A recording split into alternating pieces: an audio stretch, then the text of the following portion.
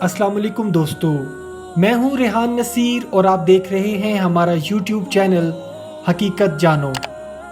دوستو، قرآن پاک میں حضرت موسیٰ علیہ السلام کا کثرت سے ذکر موجود ہے اور ان سے جڑے واقعات اور کچھ قابل ذکر لوگوں کا بھی ذکر ملتا ہے، جن میں سے ایک قارون بھی ہے۔ دوستو، قارون وہی شخص ہے جس کو اللہ سبحانہ و تعالیٰ نے اتنی دولت سے نوازا کہ اس کے خزانوں کی چابیاں لوگوں کی ایک بڑی جماعت اٹھایا کرتی تھی، اور بعض روایات میں یہ بھی کہا گیا ہے کہ وہ چابیاں 70 اونٹوں پر لادی جاتی تھیں، اور عربی میں 70 سے مراد کثرت بھی ہے۔ دوستو، قارون کون تھا، اس کا حضرت موسیٰ علیہ السلام سے کیا رشتہ تھا، اور اللہ سبحانہ و تعالیٰ نے اس کا قرآن پاک میں ذکر کیوں کر کیا، اور آخر میں اس شخص کا انجام کتنا سبق آموز ہوا، اس سب کی تفصیل آج ہم بتائیں گے آپ کو اس ویڈیو میں۔ لیکن اس سے پہلے اگر آپ نے ہمارے چینل حقیقت جانو کو سبسکرائب نہیں کیا تو براہ کرم سبسکرائب ضرور کر لیجئے گا، اور ساتھ ہی ساتھ بیل کے نشان کو بھی دبا دیں تاکہ ایسی ہی حقیقت سے بھری ویڈیوز کا نوٹیفیکیشن آپ کو ملتا رہے۔ دوستو، قارون بنی اسرائیل سے تعلق رکھتا تھا اور تورات میں اس کو کورہ کے نام سے بھی ذکر میں لایا گیا ہے۔ یہ حضرت موسیٰ علیہ السلام اور حضرت ہارون علیہ السلام کے خاندان بنی لادی سے تھا، اور رشتے میں حضرت موسیٰ علیہ السلام کے سگے چچا کا بیٹا تھا۔ اس کو حضرت موسیٰ علیہ السلام اور حضرت ہارون علیہ السلام کی امامت و سعادت کا بڑا حسد تھا، اور اسی لیے اس نے کچھ بنی اسرائیل کے لوگوں کو ساتھ ملا کر حضرت موسیٰ علیہ السلام کے خلاف یہ کہہ کر بغاوت شروع کر دی تھی کہ بنی اسرائیل کے تمام لوگ یکساں مقدس اور دیندار ہیں، تو آخر موسیٰ اور ہارون ہی کیوں قوم کی امامت اور پیشوائی کرتے ہیں۔ قارون بظاہر تو حضرت موسیٰ علیہ السلام پر ایمان لایا تھا اور شریعت موسوی پر عمل کرنے والا شخص تھا، اور تورات کی تلاوت بھی کرتا تھا اور نماز بھی پڑھتا تھا، لیکن انتہائی کمزور ایمان اور دنیاوی محبت رکھنے والا انسان تھا۔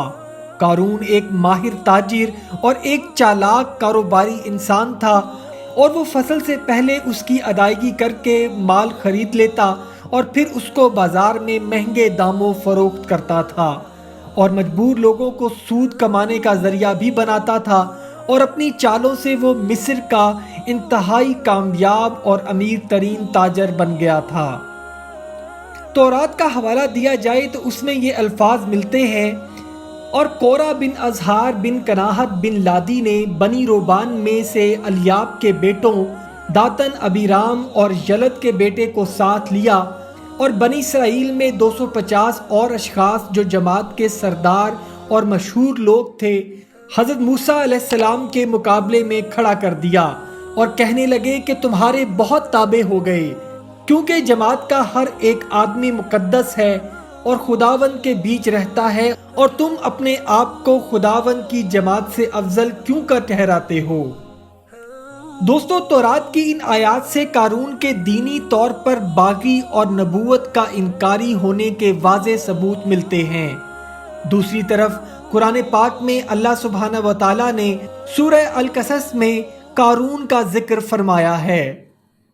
قارون موسیٰ کی قوم میں سے تھا، پھر وہ ان پر زیادتی کرنے لگا، اور ہم نے اس کو اتنے خزانے دیے تھے کہ اس کی کنجیاں ایک طاقتور جماعت کو اٹھانا مشکل ہوتیں۔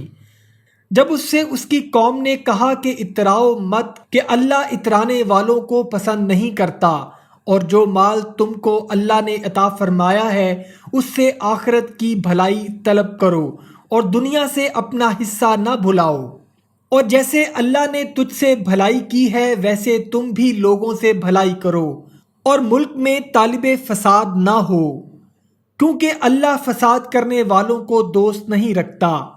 وہ بولا کہ یہ مال مجھے میرے ایک ہنر کے سبب ملا ہے۔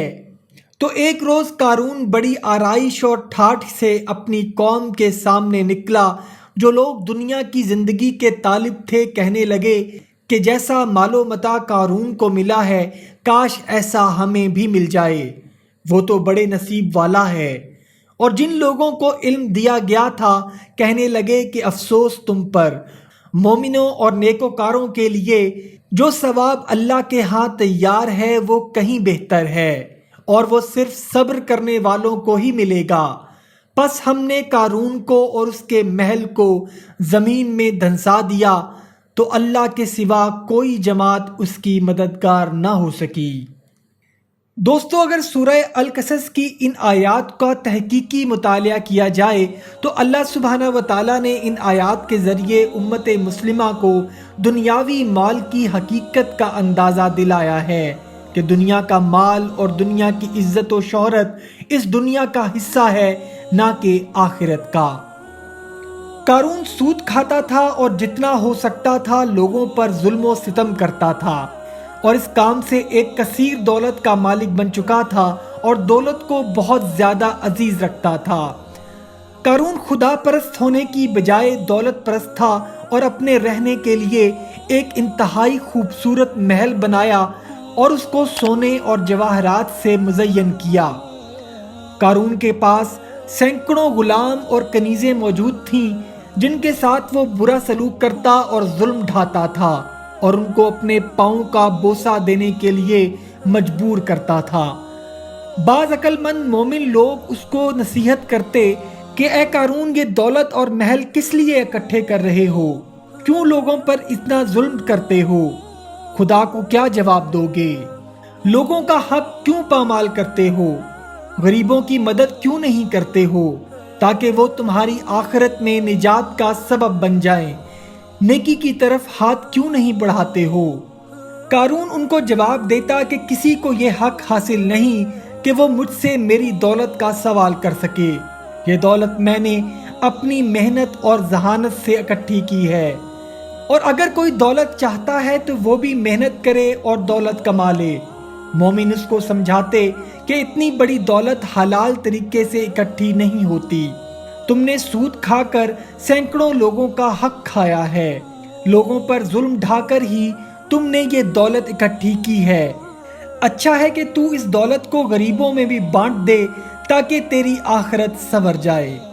اور اگر تم اب بھی چاہتے ہو کہ سعادت مند اور عاقبت بچا لو تو اپنی دولت کو مخلوق خدا کی آسائش اور بہتری میں خرچ کرو، دولت کو اکٹھا کرنا چھوڑ دو۔ دولت کو خدا کے پسندیدہ راستے پر خرچ کرو۔ لیکن قارون مومنوں کی بات کا مذاق اڑاتا اور ان پر ہنستا تھا اور بڑی ڈٹائی سے ان کو کہتا کہ مجھے نصیحت کرنے کا کوئی فائدہ نہیں، میں تم سب سے بہتر ہوں اور اللہ مجھ سے خوش ہے، اس لیے اس نے مجھے اتنی دولت سے نواز رکھا ہے۔ تم اپنے کام سے کام رکھو اور اپنی فکر کرو۔ ایک روز قارون ایک نہایت قیمتی لباس پہن کر اپنے غلاموں اور لونڈیوں کے ساتھ بازار میں شان و شوکت سے نکلا تو لوگ اس کی شان و شوکت پر رشک کر کے اس کے جیسا بننے کی خواہش کا اظہار کرنے لگ گئے۔